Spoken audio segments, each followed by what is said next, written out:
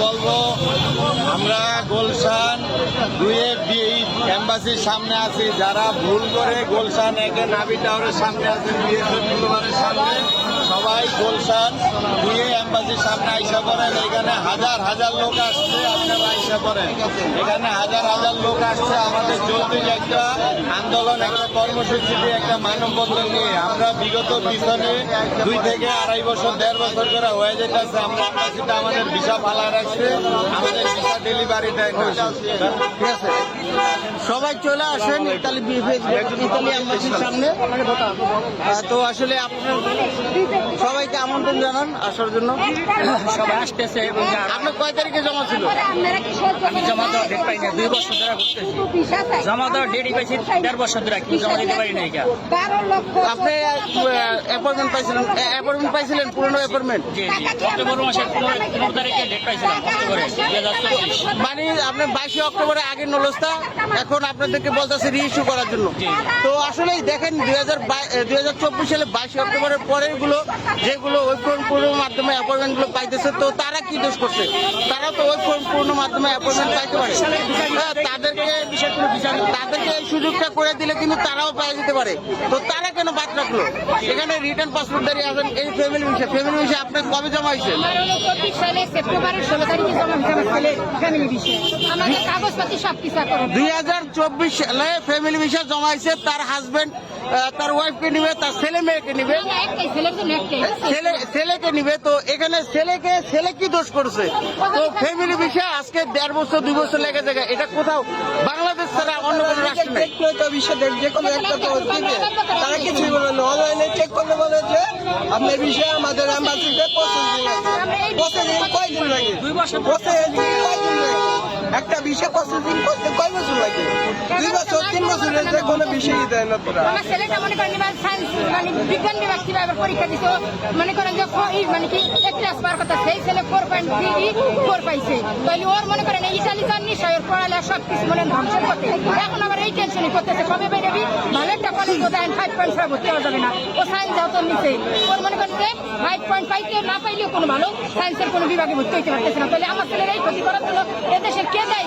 কার এই মানে এই পড়াশোনা কারে করবো বলেন? আমার ছেলে মনে করেন যে জিপিএ 5 পাইতো, তাহলে সেই ছেলে কি শিখবে? এবার আমাকে সব করুক, আমাকে কাগজের ভিতরে পড়বে। তাহলে আমার স্বামী নিজে মনে করেন মালিক, নিজে সবকিছু। এখানে আমি ভেজালে কিছু দেখি না, তারপরও তারা যাচাই বাছাই করবে, এটা আমরা মানি। তো একটা ফ্যামিলি ভিসা তার হাজবেন্ড তার ওয়াইফকে নেয়, তার ছেলে মেয়েকে নেয়, এখানে যাচাই বাছাই করতে আজকে 2টা বছর। এত করে দেখা যাইতেছে তাদের লেখাপড়া নষ্ট হয়েছে। তারপর অনেকে ওয়ার্ক ভিসা ক্যাটাগরি, তাদেরও কিন্তু বিভিন্ন রাষ্ট্র থেকে আইসা ওই দেশেও চলে যেতে পারতেছে না। তো বিভিন্ন ভাবে ক্ষতিগ্রস্ত হইতেছে। তো একটা সমাধান চাই। আমার এই ছেলের টেনশনে আমি খালি বারবার স্টপ করতেছি। আমি মনে করেন যে সারাক্ষণ খালি আমার অক্সিজেন জ্বালা, আমার হার্টের সমস্যা। আমি এই টেনশন আর কতদিন করবো? আর আমার ছেলের বয়স এত না, মাত্র 16 বছর। কেন আমার এই ছেলে করে নিতে যাবে? যাই হোক, এখানে আরো ভুক্তভোগী আছে, আসলে সবাই অসহায়। কি ভিসা? এটা কি কোন রাষ্ট্রে আছে? একমাত্র বাংলাদেশ। 3টা বছর হাজবেন্ড ওয়াইফকে নিবে, এখানে 3টা বছর। আমাদের মামলা হয়েছে, কৃষি ব্যাংক থেকে মামলা হয়েছে, গ্রামীণ ব্যাংক থেকে মামলা হয়েছে, শুধু টাকা দিচ্ছে 12 লাখ টাকা। মামলার কাগজ নিয়ে ঘুরতেছে। গ্রামীণ ব্যাংকে মামলা দিচ্ছে, ইসলামী ব্যাংকে মামলা দিচ্ছে, কৃষি ব্যাংকে মামলা দিচ্ছে। লাগে আমরা 12 লাখ টাকা শুধু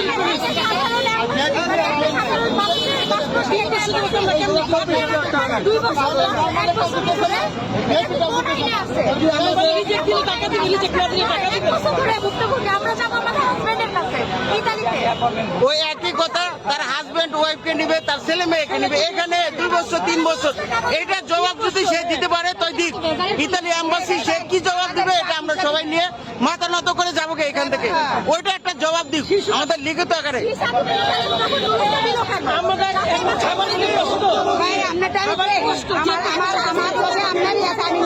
আপনারা অনেক কমেন্ট করছে, খেয়াল আছে কিনা আমার ছেলের জন্য আমি মা হয়ে রাস্তায় নামছি। খেলার জন্য মা রাস্তায় নামছি। 12 লক্ষ টাকা দিয়ে আমাদের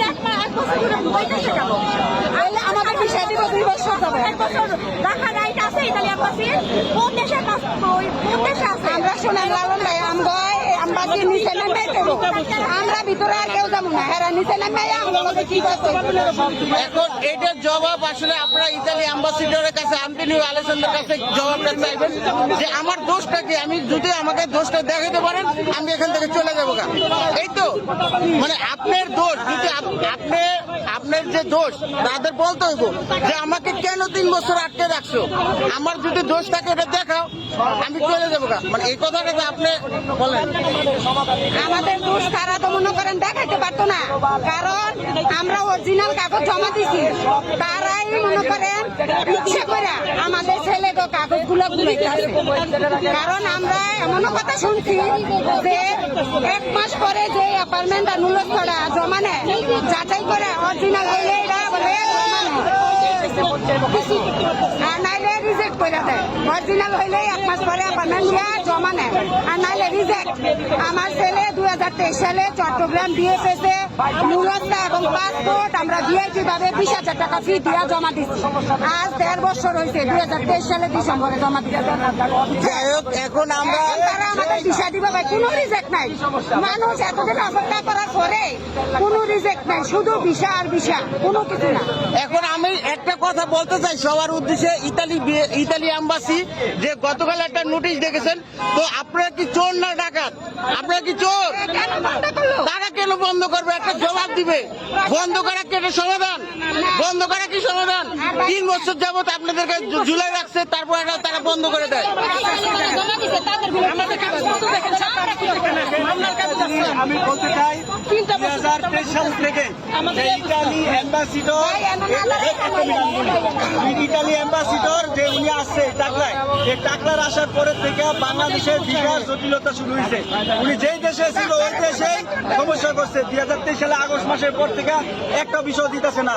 2024 সালে অ্যাপার্টমেন্ট ভুক্তভোগী যারা আছে কোনো অ্যাপার্টমেন্টই নিতেছে না, একটা মেসেজও আইতেছে না। এখন মালিকের স্ত্রীরা গিয়ে চেক করলে স্টেপ পাইছি লেখা দেখায় সব ঠিক আছে, বলতেছে আমরা দ্বিতীয়বার আন্দোলন করছি, ওনারা বলছে সুই আপডেট করতে। ইটালি থেকে বলতেছে সুই আপডেট বলতে কিছু নাই। সুই আপডেট বাংলাদেশে হয়, এই বাংলাদেশে এম্বাসিতে সমস্যা। আমাদের এখান থেকে কাগজ যাচাই বাছাই করে নুলস্থা উঠছে, উঠছে, তো সমস্যা বাংলাদেশে। তো বাংলাদেশে এই অ্যাম্বাসিডর যে উনি সরাসরি দুর্নীতিতে জড়িত, এর আগে বলছে 2023 সালে যে ভিসা জটিলতা সভা উনি বলছেন নুলস্থার কোনো মেয়াদ নাই। এখন কেন আপডেট করাইতে হবে? উনি নিজে জড়িত, উনি নিজে জড়িত।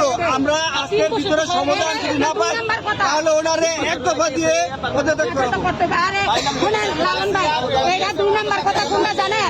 যখন প্রথম আন্দোলন আপনারা দেখেন রিটার্ন করে আইব ব্যাগ দিলে, তখন বলছিল কি জানেন যে অনেকে প্রশ্ন করছিল এম্বাসির লোকের যে